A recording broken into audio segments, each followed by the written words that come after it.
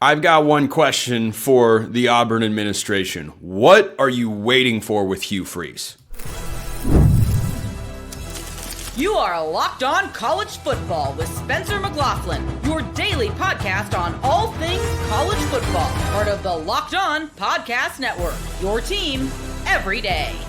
Welcome, everybody, to another episode of Locked On College Football. I'm your host, Spencer McLaughlin. Thank you all so much for making this your first listen or your first view every day, part of, what is it? Oh, yes, the Locked On Podcast Network, your team every day. Look at that hat on Zach Blackerby's head right there. He is the host of Locked On Auburn. So much to get to. Clashes in the Big Ten. Missouri, Vandy, game day. Thoughts there and a look at that matchup. Houston, Arizona State. Don't sleep on that game either. This episode brought to you by our friends over at Game Time. Download the Game Time app, create an account, use that code LOCKEDONCollege for $20 off your first purchase. Right into it, Zach. What is Auburn waiting for to dismiss Hugh Freeze as the head coach? I think it depends on who you ask. I mean, from the outside looking in, it certainly seems like John Cohen, Auburn's athletic director, is not ready for him to go. It does seem like everyone else appears ready for it to go.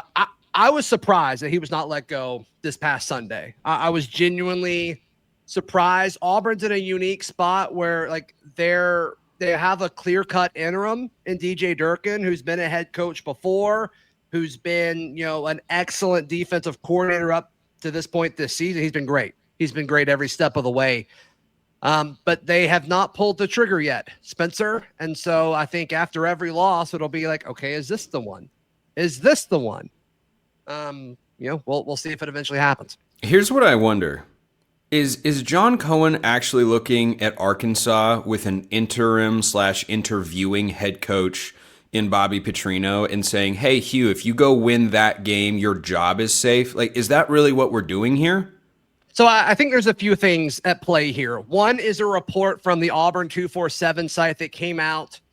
This was before Missouri. I think it was Friday morning before the Missouri game, before Auburn lost in double overtime to Missouri, their fourth straight loss of the season, where the administration and leadership doesn't see Hugh Freeze as being 0-3 at that point in conference play because the officiating has really screwed them.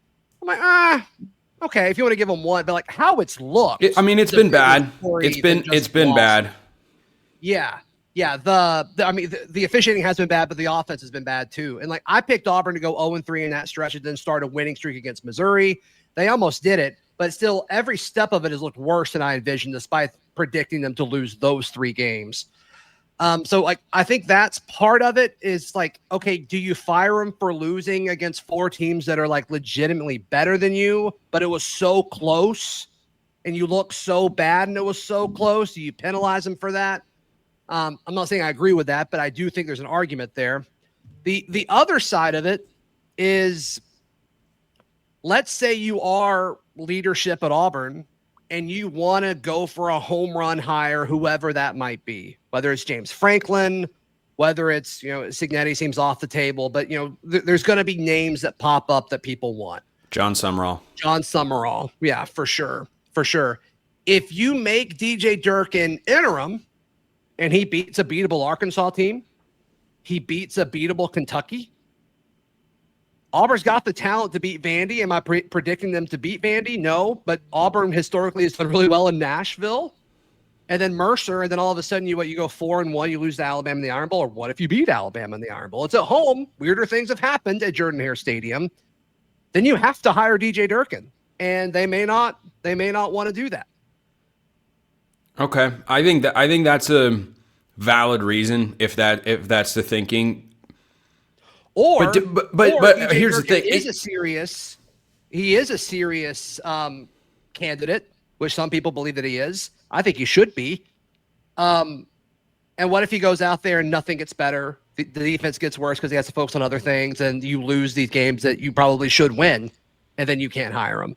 So I think there's arguments. I think there's arguments in several different directions on this. Here's the other thing that I wonder with Auburn, or really that I want to point out, because I know you said like you predict him to go 0-3 and then start the winning streak against Missouri. I just don't view Auburn as a program that should, in year 3 of a head coach, be okay with being behind. Yes, you're playing tough teams. I'm not saying you should expect to go 0 or to go 3-0, 4-0 or anything like that. Why is Oklahoma ahead of you? Why is Missouri ahead of you? Why is Texas A&M ahead of you? I can forgive Georgia. Okay, sure. It's Kirby Smart. It's Bulldog. I can forgive that. But that the other teams are also in those dogfight games and coming out winning, you know what it reminds me of? Scott Frost at Nebraska. Man, they were close for a long time. And Scott Frost looks like he's got it going in the right direction with UCF, and credit to that. But he had to go at Nebraska because it was, you can't just be close or almost there. Year 1, okay. Year 2, maybe. But year 3 and beyond, I'm sorry, this is a program that expects to win and has been waiting to win for quite a while. And has put the resources down in order to win. This is a really good football team when it comes to the roster. Did you miss on quarterback? It seems like it.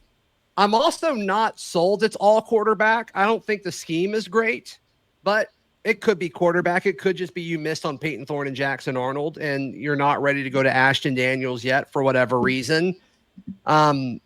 But clearly something's wrong, and you're right. And something that Hugh Freeze's messaging has been that's driving Auburn people crazy is how close we are. We're close. I could be the guy to fix this. And it's like, you just shouldn't be close anymore. Spencer, you're 100% right on that. Yeah, and again, expecting perfection, I don't think is realistic with the schedule they have, but it just should be. No, but Auburn should have gone 2-2 over those 4 games. Yeah, 2-2, I think was the minimum expectation in year 3. But let's talk about this Arkansas game briefly because no longer favored. No longer favored. Do you think that is an overreaction from the betting public to make the Razorbacks as the favorite? I mean, it's in Fayetteville. Arkansas, speaking of teams that are close, Arkansas has been really close the last couple weeks. And think about this. You hear a lot of talk going in every game about the motivation and where a team's head is going to be at. Nobody in the SEC as a coach wants/needs a win for the sake of his job security more than Bobby Petrino. Hugh Freeze's fate, I think, is already sealed. Bobby Petrino views himself as the interviewing Arkansas head coach. I think Petrino needs this win if he wants to get that title starting in 2026. Yeah, I mean, the good news for one of these teams and the bad news for one of these teams is one of them's going to close. One of them's finally going to close and get a win because they've kind of been in similar situations. The game individually, they've developed differently. Arkansas, it's all fireworks. With Auburn, it's all just, wrestling in the mud. We'll see which one of those happens this weekend.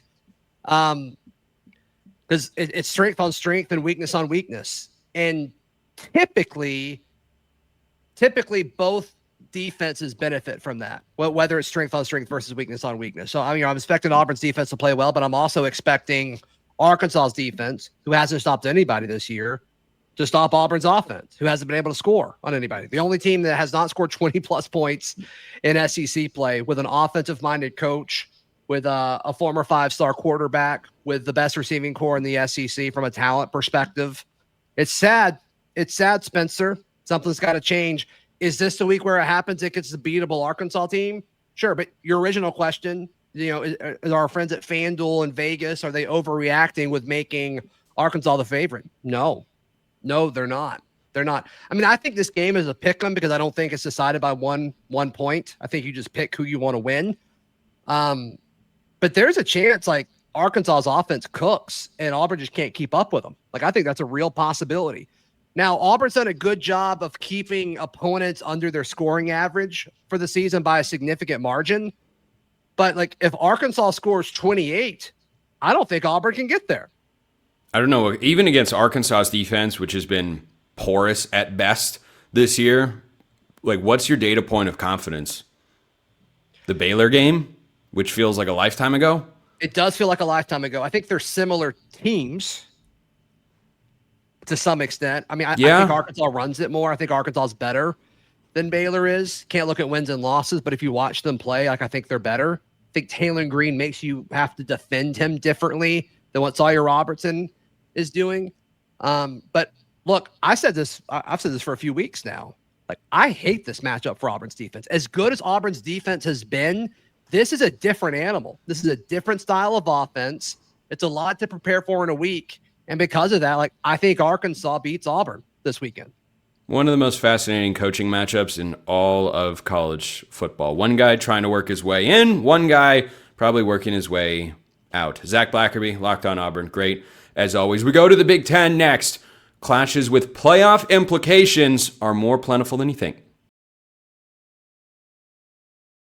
First, this episode is brought to you by Mazda. Mazda crafts cars for those who do more than simply move. Mazda delivers confidence with every ride, with more IIHS Top Safety Pick awards than anyone else as of August 2025. From footwork to breathwork, the athletes of your favorite team, they're sweating all the details. Coaching staffs have to get into the details every single week to make sure they're on top of everything, ready for every scenario. And Mazda is giving that level of detail attention, to the cars that they're making. You guessed it. Mazda brings that same intention with things like all-wheel drive standard in every crossover SUV. And you can make everyday drives feel like anything but. From smooth handling to intuitive controls, Mazda has it all. Why be plain, ordinary, boring, vanilla?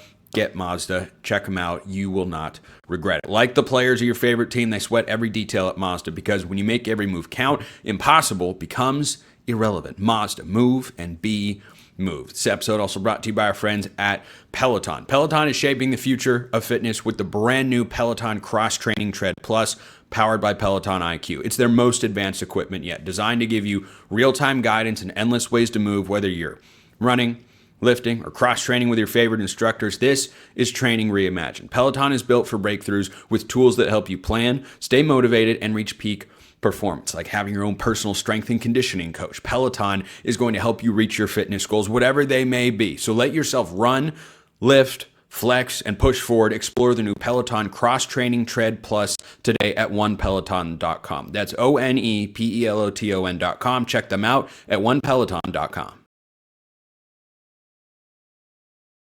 I am excited for this game and another one in the Big Ten because it's a rivalry game. But let's start with Illinois-Washington. Playoff implications here are very real.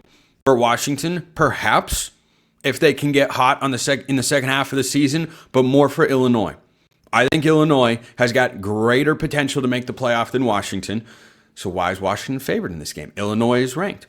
Washington is not. Washington just lost 24-7 at Michigan. Now they come back home, and they don't have the bye advantage here. Illinois is off a bye. They do have to go a couple of time zones away. But the Illini play Washington, Rutgers, Maryland, Wisconsin, and Northwestern. 3 of their 4 games after this matchup in Seattle are at home against teams that are not currently ranked. Now, Northwestern looks better than we thought, but Illinois is a better football team. On paper, of course. So the ability for the Illini to go 10-2, of course, they'd stay in the top 25, and they're inside my top 20 right now in my new top 25. You can check that out on Twitter at LockedOn_CFB. That's the Twitter account. If you got any thoughts about it, hey, let me know. Let's go back and forth, have a debate. But Illinois still has the ability to go 10-2 and probably make the college football playoff. If Washington does that, probably they would. Don't know if I have as much belief given what Washington still has to play the rest of the season compared to Illinois, but I don't want to say there is a 0% chance here. Now, our friends at FanDuel have the over-under in this game at 54.5. I'm inclined to take the over in this spot. This feels like a classic bounce-back spot for Washington, the same way that Michigan had a bounce-back spot last week. They just went on the road. They got severely outplayed. You realize how many improvements still needed to be made. Now you come back home to a team that's going a couple of time zones away, and you have on paper the ability to go out and get the win. Now, I'm not making my pick in this game just yet. It's way too early in the week for that. My big game pick segment on Friday's show is going to be busy once again because there's so many great matchups in college football this week. This is going to be one of them. So Luke Altmaier and that veteran Illinois team, already having lost 2 games, are going to try and go to Seattle and win at Husky Stadium. The only Big Ten team to do that since the Huskies joined is Ohio State, who we know, because we watched them play earlier this year, is a much better team than Illinois. They're better than most teams in college football. Some would say every team in college football. That's certainly how it feels right now. But Illinois' defense has not been very good this year.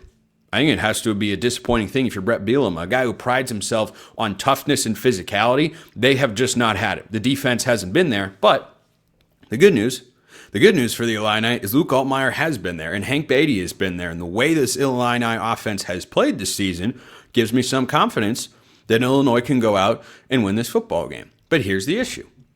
Illinois in Big Ten play, we had 63 points allowed against Indiana. Even if you take that one out, USC threw for 364, Purdue threw for 302. They won that game. And Ohio State, while not putting up incredible numbers, didn't really have to because the defense was just dominating there. So the Illini's defense can be exposed through the air. And what happened to Washington's passing attack last week? Michigan neutralized it. Damon Williams, 3 interceptions. But you look at the other games that Damon Williams has played. Why don't you ask Rutgers how easy that guy is to defend? Now, Michigan gave you a blueprint. I don't think Illinois' defensive personnel is anywhere near what Michigan's is. I think it is a sizable gap. I think Illinois defensively is close. I think they're above Rutgers. Don't get me wrong. I think they are closer to that than they are what Michigan showed last week. So for the Illini in this spot, if your pass defense, with that extra week of preparation, you better have used that to dial in, maybe get healthy in the secondary. If you haven't done that, Washington's going to win this game by 10 or more points. Because while I think Illinois' offense is good enough, Washington's offense just won't get stopped. Damon Williams will move them up and down the field because they have that edge, that chip on their shoulder of, wow, we got manhandled last week. And nothing motivates you more than having that take place and then coming to play in front of your home fans. So Damon Williams has been great this year. That's no surprise. But here's the other reason that I'm intrigued by the over, according to our friends at FanDuel, of 54.5. If you look at Washington's defensive numbers for the entire season, you'd say, oh, wow, defense has played well. Then you look a little closer and realize, wait a minute, in conference play, it actually hasn't been that good. It was good against Maryland on the road, and Malik Washington has played good football this year, so that's a solid performance. But the last 2 weeks, Washington's giving up an average of 455 yards a game to Rutgers and Michigan. The Wolverines threw for 230 yards last week. Rutgers, Ethan Kaliakmanis, a couple weeks ago on a Friday night, went for 386 and 2 touchdowns. This is not a Washington defense that has played incredibly well. They gave up 187 on the ground to Michigan last week, but I'm more concerned with the passing defense. I don't think they generate enough pressure. Secondary has got a couple of really good guys, and then a couple of guys that are a lot more exploitable. Ephesians Prysock and Takario Davis are really good individual corners for Washington. And then you look up and you go, well, they give up a lot of passing yards anyway. So that's going to be a really interesting part of this matchup is which offense gets going more. This has shootout written all over it. This has like 34-30 written all over it. It's going to be a great football game. So keep an eye on that one in the Big Ten. Now I want to go to the rivalry game of the week. Michigan at Michigan State. I am tempted. I'm not saying I've done this yet. I will say that I have had as strong of a feel for picking Michigan games this year as any team in all of college football. Just saying. The Wolverines are favored by just over 2 touchdowns, according to FanDuel, at Michigan State. Now, speaking of the wounded animal mode that I was kind of talking about with Washington, the desperation of certain teams, there is not a winless conference team in the country, and what I mean by that is a team that's winless in conference play, that would like to get a win this week more than Michigan State. Because in a season that is spiraling downward very quickly, the Spartans, and Jonathan Smith in particular, could really use a conference win. And if you do it against Michigan, who has just re-entered into the top 25, they're inside my top 25 as well. I don't think that's ridiculous from the AP, given their resume. That would mean a lot to Jonathan Smith and the staff. That would be a stabilizer. That would be an energizer moment for the Spartans. It has not gone well since Big Ten play began. They gave up 234 passing yards and 289 rushing yards against USC. Nebraska, they did not have a great defense or a great offensive game against the Spartans defense. They're the only one that has struggled. UCLA ran for 238. Indiana put up 332 through the air. Michigan State just hasn't been able to provide significant resistance. Bryce Underwood last week, talked about it earlier this week on the show. Looks like he is starting to settle in, get more comfortable. Of course, with Michigan, it starts with the run game. But Michigan State has not been able to consistently defend the run or the pass since conference play began. And the only Power 4 team that Michigan State has beaten this year was Boston College, who threw for 390 in East Lansing, by the way. I don't think Michigan's going to do that this week, but Boston College has also unraveled. They are having a really, really difficult season. That's the only Power 4 win Michigan State has. So I think for the Spartans in this spot, a win would just go a long way to settling things down. I don't know that they're going to get it. I don't know. It's a rivalry game. I'm going to think about this one more. But Michigan State offensively hasn't been consistent enough. But it's the defense, really, that's the problem. Maybe they need a new defensive coordinator. There's a former defense coordinator for Jonathan Smith that is currently available. Maybe that hire gets made in the offseason, but that's not happening right now. But offensively, the numbers haven't been there, and you watch the games, and there are just a lot of things that are wrong. Aiden Childs is still kind of up and down. He's got moments, he's got glimpses, but looks like he's starting to regress back a little to what he was a season ago. So he has to protect the football. Michigan State has to find a way. You're not going to beat Michigan in the rushing yards department. I think the Wolverines' defense is too good. The Spartans' offensive line isn't good enough. You have to find a way to narrow that margin. Let's say be within 60 to 70 yards. Because you could look up very easily at the end of this game if Michigan gets out to a lead and they're winning up front and the game plan dictates that Michigan State has to throw the ball a lot. You could look up at the end of this game and Michigan has 250 rushing yards and Michigan State has 70. That's what you can't have happen. But if this game gets ugly in a rivalry spot, if at the very least it is not competitive, might have to track down my guy Matt Sheehan of Locked On Spartans to get a hot seat meter on Jonathan Smith. Because in year 2, I thought there would be a step forward. Year 1 was okay. Wasn't great, but it was okay. This has not been the year that they need. And a Big Ten job could readily come open again if things get really, really sideways on Saturday. So, Illinois, Washington, Michigan State. Awesome games to watch in the Big Ten this week. I'm going to hit 2 more conferences on today's show. The SEC, something I never thought we'd see, and the Big 12. Look out. First, this episode brought to you by Game Time. College football's back, and I love it. You love it. We all love it. How could you not? The tailgates, the rivalries, the energy in the stands, there's nothing like it. But let's be real. Getting tickets to the games, it can be a lot harder than the actual game itself. Endless queues, hidden fees, prices jumping at checkout. That's the worst. That's why I use Game Time, the app that gives the advantage back to fans. It's the easiest way to score last-minute tickets at the best prices with no surprise fees, which might be the best part. What you see is what you pay. Recently, I went to a show. This is good for more than just college football. Game Time has got everything that you could possibly want. I went to a show in Las Vegas, was looking for 2 tickets, found them in the section. I was curious. I was thinking, well, wait a minute. What would this cost if I use a different ticketing service? I go, and for 2 tickets, I saved hundreds of dollars. Yeah, that's right. Hundreds of bucks for 2 tickets because I use Game Time. That's why you should too. Take the guesswork out of buying college football tickets with Game Time. Download the Game Time app, create an account, use the code LOCKEDONCollege for $20 off your first purchase. Terms apply again. That's promo code LOCKEDONCOLLEGE for $20 off. Swipe, tap, ticket, go. Download Game Time today. I don't know that I can ever get over the fact, or if I ever will, that College Game Day is going to Vanderbilt. It feels like a hoax. It feels like an out-of-body experience, or that you've entered into another dimension, like you're in the Twilight Zone. Why would Game Day be going to Vanderbilt? Why? But you look at the slate this week and go, well, they just featured Ole Miss last week, so you're not going to go to their game against Oklahoma. And frankly, it's not as big of a football game. A couple of one-loss SEC teams here. The winner is going to be in an excellent position to go to the college football playoff. And I think both of these teams are capable of getting there. Do they have to win this game?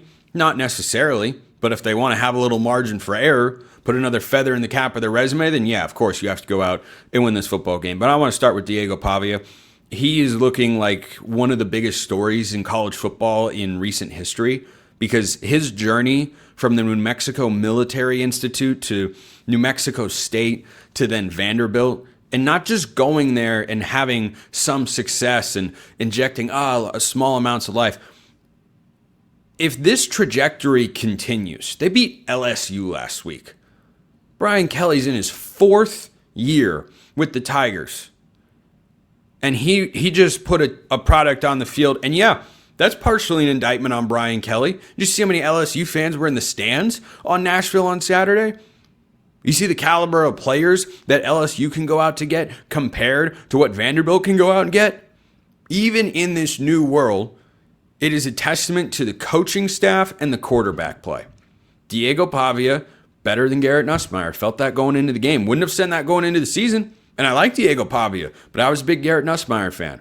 But one of the reasons I picked Vanderbilt to beat LSU last week is, hey, they're at home. They have the better quarterback. And I think they have the more well-balanced football team, which they did. They can run the ball better than you think. They can be really good situationally. I think on both sides of the ball, they play with some physicality. I think Vanderbilt is just an incredibly well-balanced, well-coached football team. I don't know how anybody other than Clark Lee wins SEC Coach of the Year. Who's that going to be? Really? What other resume, what other historical factors could you bring up that would make you go, yeah, I'd vote Clark Lee second? I don't know. He'd have to lose every game from here on out, and I can't see that happening, especially because they have some very winnable games. Now, this is a winnable game. I don't know if it's an automatic win, but my everydayers out there know, and appreciate you all very much, by the way, that I'm pretty bullish on Missouri. It has taken me a while to really believe in the Tigers, and I don't say that in the context of this season. I mean that in the context of the last couple seasons, where their record has been good, but I've looked at them and gone, no, I think they're just benefiting from a really easy SEC schedule, which they have been. But when you watch that game they played against Alabama, who looks kind of like the best team in the country right now, outside of Ohio State, because the Florida State game still exists, or they certainly look like one of the best teams at the very least. Alabama's playing incredibly good football. Missouri had every opportunity to go win that football game. In fact, I picked them to win the game outright. And I'm sure the Tigers feel, man, should have won it. But that's the only game they've dropped. They are not losing to anybody that, or at least they haven't so far, that they shouldn't. But the combination of Ahmad Hardy and Bo Pribula is one that I can get behind. Is Pribula a perfect passer all the time? No. We saw that against Alabama. He missed a couple of throws in situational moments. And again, as much as I like him, I think Vanderbilt has the quarterback edge in this game. And for them to be playing in front of their home fans with the stadium looking the way that it does with some work still going on, maybe in my head that's more with Missouri. But these two places have that in common. I just look at this matchup and say it is incredible and indicative of something I've talked about before, that College Game Day is going to be at Vanderbilt this week. And that's that when coaches take a job that is seen as lower end, not good. I heard this a lot with the UCLA job.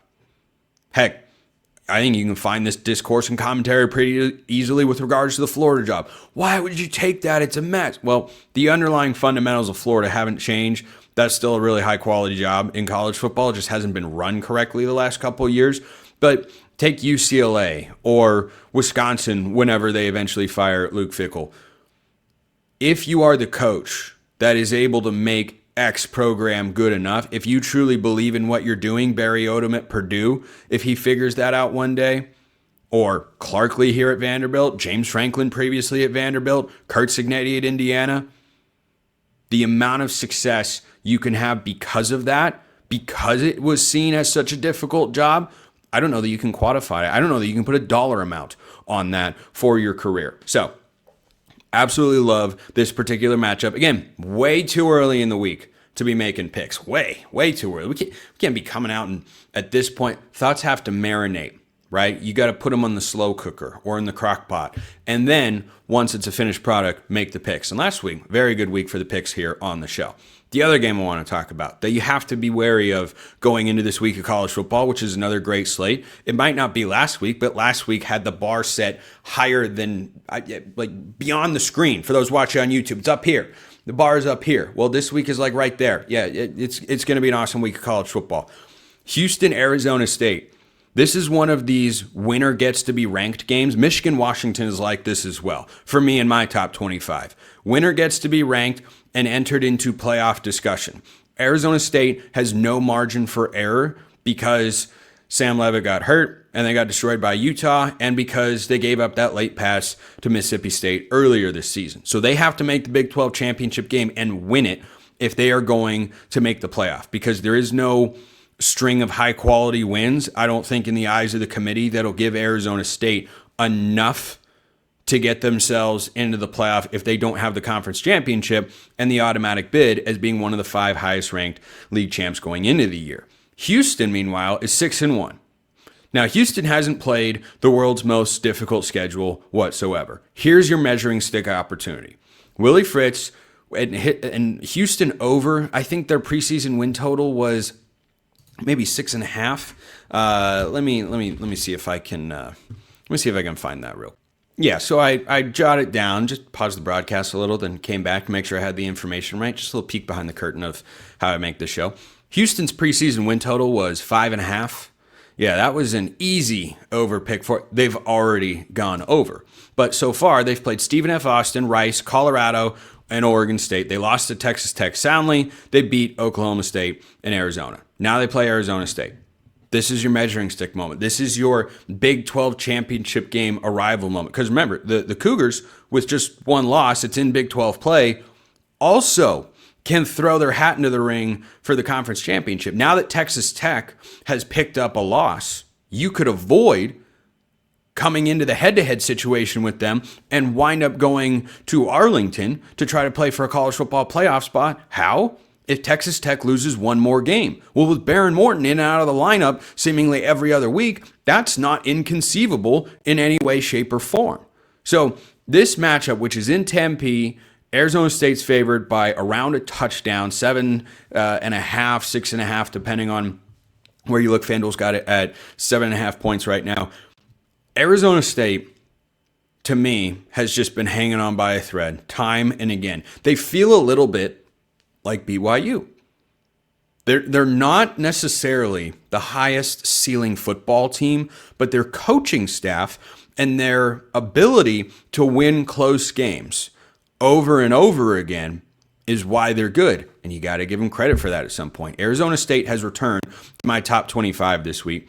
And the Sun Devils have a chance to avoid the emotional letdown. Because last week, even with a backup quarterback, you got to imagine that was a pretty emotional win for Arizona State. It certainly looked that way.